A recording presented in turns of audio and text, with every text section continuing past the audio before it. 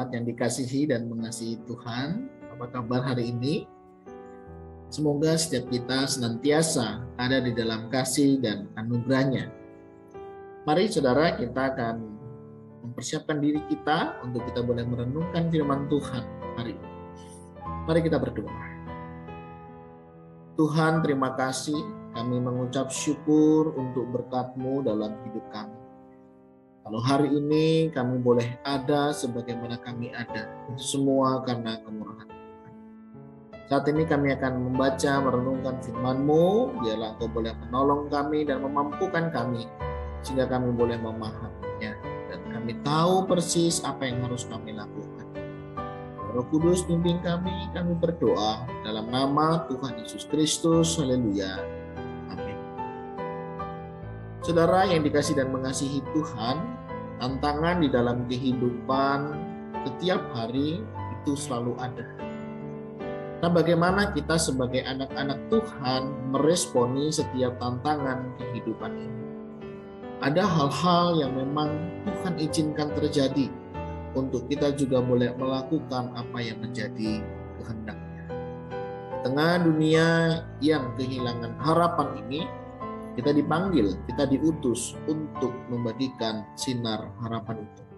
Sehingga setiap orang senantiasa memiliki pengharapan yang tetap di dalam Kristus Yesus.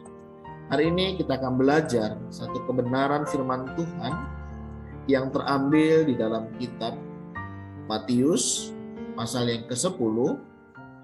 Kita akan belajar dari ayat yang ke-5 hingga ayatnya yang ke-15. Ke-12 murid itu diutus oleh Yesus, dan ia berpesan kepada mereka, "Janganlah kamu menyimpang ke jalan bangsa lain atau masuk ke dalam kota orang Samaria. Melainkan pergilah kepada domba-domba yang hilang dari umat Israel. Pergilah dan beritakanlah, kerajaan surga sudah dekat. Sembuhkanlah orang sakit, bangkitkanlah orang mati, tahirkanlah orang kusta, usirlah setan-setan. Kamu telah memperolehnya dengan cuma-cuma, karena itu berikanlah pula dengan cuma-cuma. Janganlah kamu membawa emas atau perak atau tembaga dalam ikat pinggangmu. Janganlah kamu membawa bekal dalam perjalanan.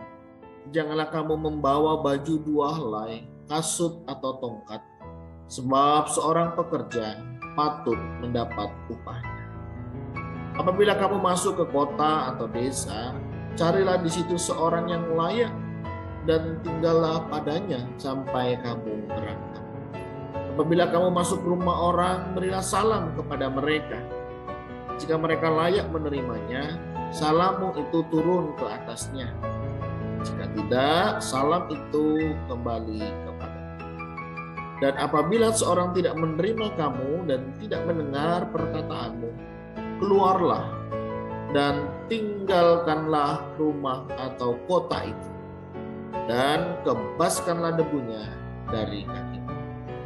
Aku berkata kepadamu, sesungguhnya pada hari penghakiman tanah Sodom dan Gomora akan lebih ringan tanggungannya daripada kota itu. Amin. Demikian firman Tuhan, mari kita merenungkan. Saudara yang dikasihi dan mengasihi Tuhan, saya teringat ya, sewaktu saya praktek ya di dalam pelayanan.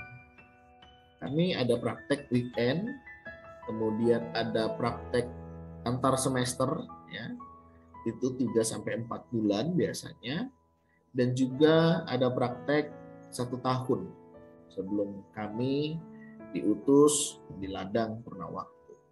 Nah saudara, ada banyak pengalaman yang saya temui di dalam praktek ini. Ini masih praktek ya saudara waktu itu. Nah ada satu tempat pelayanan yang biasanya kami ditempatkan. Nah di mana ketika kami menginap, yang harus kami menginap, kami biasanya menginap di rumah-rumah jemaat. Dan pengalaman itu bagi saya sangat mengesankan sekali.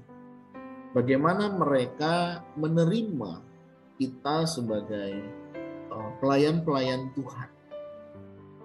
Saudara, ada banyak hal yang saya melihat orang-orang yang bersedia memberikan tempat untuk para hamba Tuhan di dalam pelayanannya. Mereka memang adalah orang-orang yang sudah Tuhan siapkan. Kalau tadi kita melihat, ya, dikatakan apabila kita masuk ke kota atau desa, carilah di situ orang yang layak dan tinggallah padanya sampai kamu berangkat. Nah, saya menemukan saudara ada orang-orang yang memiliki hati yang terbuka untuk menerima kami, para pelayan atau hamba Tuhan di dalam pelayanan. Dan waktu kami masuk begitu ya memberi salam, mereka sangat respon ya ketika salam itu disampaikan, dan saya melihat sebagaimana firman Tuhan ya, jika mereka layak menerimanya, salammu itu turun ke atas. Nah, saya melihat saudara, orang-orang yang menerima seperti ini, kehidupan mereka itu dibawa dekat dengan Tuhan. Saya pernah hidup ya ini waktu pelayanan ya, tidur di satu tempat begitu saudara, rumah tingkat, bawahnya kandang hewan, atasnya itu tempat istirahat kita, malamnya untuk tempat jagung. Tapi saudara, bagi saya itu pengalaman yang luar biasa. Bagaimana kita sebagai pelayan Tuhan ya, tadi diutus untuk tidak lagi memusingkan diri dengan apa yang ada pada kita ya, masalah pakaian, masalah perbekalan dan lain sebagainya. Kenapa? Karena Tuhan sudah siapkan orang-orang untuk dipakai sebagai alatnya. Dan satu pengalaman saudara, tentunya ini juga boleh menolong memberkati kita. Yang pertama sebagai para hamba Tuhan, para utusan. Pergilah ketika Tuhan sudah mengutus kita untuk melayani. Percayalah, Tuhan yang akan memelihara dan menjaga kehidupan kita. Nah, apa peran sebagai jemaat? Nah, di sini kita tadi melihat ketika ada pelayan, orang yang berpakai untuk memberitakan Injil, sehingga engkau bisa membuka rumahmu untuk pelayan. Di masa ini apa yang bisa kita lakukan? Memberikan ruang dan waktu ya untuk kita bersedia menerima berita Injil. Nah, saudara, di dalam prinsip pelayanan sebagai seorang pelayan ya, tadi sudah disampaikan untuk tidak lagi memusingkan dengan apa yang bersifat kepentingan atau kebutuhan pribadi, karena Tuhan yang akan menjaga, memelihara, dan percayalah, jika kita diutus di ladang pelayanan, Tuhan sediakan, dan percaya Tuhan yang memelihara. Yang kedua saudara, sebagai jemaat Tuhan, pelajaran apa yang bisa kita dapat? Yang pertama saudara, mari siapkan diri kita untuk menerima damai sejahtera itu dengan kita menerima salam itu, dan tentunya menerima ya pemberitaan Injil itu, maka kehidupan kita senantiasa akan ada dalam kasih dan karunia Tuhan. Hal yang selanjutnya yang bisa kita pelajari dari sini, dalam pelayanan saudara, tidak semua orang menerima kita ya. Jadi hati kita harus siap bahwa tidak semua orang itu bisa menerima pelayanan yang kita lakukan. Jadi tidak selalu saudara setiap pelayanan itu diterima. Oleh sebab itu jangan berkecil hati ketika apa yang kita kerjakan, apa yang kita lakukan itu ditolak. Nah, selain itu juga kita harus memahami sebuah prinsip, tidak bisa kita menyenangkan semua orang di dalam pelayanan. Karena kalau kita berpikir akan menyenangkan semua orang, nanti kita bisa stres saudara ya. Ketika kita lakukan, aduh orang lain nggak senang, bagaimana? Prinsipnya masih kebenaran nggak yang kita bagikan, atau bersifat kepentingan untuk pengakuan diri, untuk keakuan dan lain sebagainya. Nah, ini tentunya sangat berkaitan dengan kehidupan kepribadian kita dalam melakukan sesuatu. Apakah ketika kita melakukan sesuatu harus mendapatkan pujian? sebagai seorang pelayan, saudara, prinsip-prinsip ini harus dipegang. Yang pertama, siap diutus kemanapun, kapanpun, dan dimanapun. Ini kita harus pegang prinsip ini. Jika setiap kita, saudara, kapanpun, dimanapun, ya, kita diutus, siaplah. Mungkin di dunia kerjamu, di tengah keluargamu.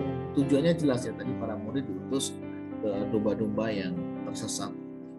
Nah, kita juga sama, kita juga diutus untuk melakukan kehendak Tuhan. Di mana pengutusannya, ya Tuhan akan berbicara pribadi kepada setiap kita. Yang kedua, percayalah Tuhan akan memelihara, memberikan kita hikmat, kemampuan, sehingga kita bisa melayani sebagaimana yang Tuhan kehendaki.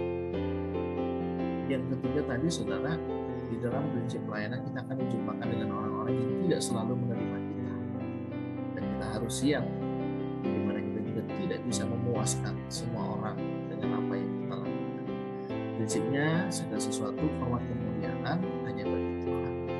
Sebagai jemaat, mari saudara, anak Tuhan, responi panggilan dan utusan Tuhan itu, lakukan apa yang menjadi bagian kita, dan Tuhan akan mengerjakan apa yang menjadi bagian. Kiranya Tuhan menolong dan memampukan kita. Menjadi studi pribadi kita. Kerajaan Allah sudah dekat. Apa yang sudah saudara lakukan untuk menyambut kerajaan Allah yang sudah dekat? Kiranya Tuhan menolong memampukan. Mari kita berdoa. Tuhan, terima kasih untuk panggilan pelayanan yang Tuhan berikan kepada setiap kami. Engkau mengajarkan tentang prinsip-prinsip di dalam pelayanan. Engkau mengajarkan hikmat dalam kami melayani orang-orang yang Tuhan percayakan. Berkati dan Tuhan tolong mampukan. Berkati juga untuk setiap jemaat, rekan-rekan pelayan hamba Tuhan yang melayani dimanapun berada. Kiranya Tuhan yang menjaga hati dan memelihara pikiran kami, untuk kami boleh senantiasa melihat kehendak dan rencana Tuhan di dalam setiap kehidupan. Berkati ya Tuhan untuk apa yang Tuhan percayakan, yang kami kerjakan, kiranya semua ada di dalam kasih karunia. Berkati jiwa-jiwa yang Tuhan pertemukan dengan kami hari lepas hari, baik tatap muka langsung maupun melalui media online yang hari ini ada. Kiranya kasih karunia damai sejahtera itu juga menyertai memberkati mereka. Berikan kami hati yang peduli, hati yang penuh dengan belas kasihan, hati yang rindu keluarga, saudara, orang-orang sekitar kami juga mengenal Tuhan. Sehingga melalui kesaksian yang kami sampaikan, kehidupan yang kami nyatakan, boleh membawa orang lain datang kepada Tuhan. Bukakan hati ya Tuhan, dan Tuhan menjaga hati pikiran kami. Berkati kehidupan kami hari ini, dan biarlah kami juga dipertemukan dengan orang-orang yang rindu mengenal Tuhan. Berkati ya Tuhan, kami mohon berkat-Mu di dalam nama Tuhan Yesus Kristus. Haleluya. Amin. Saudara, selamat melayani. Tuhan Yesus memberkati.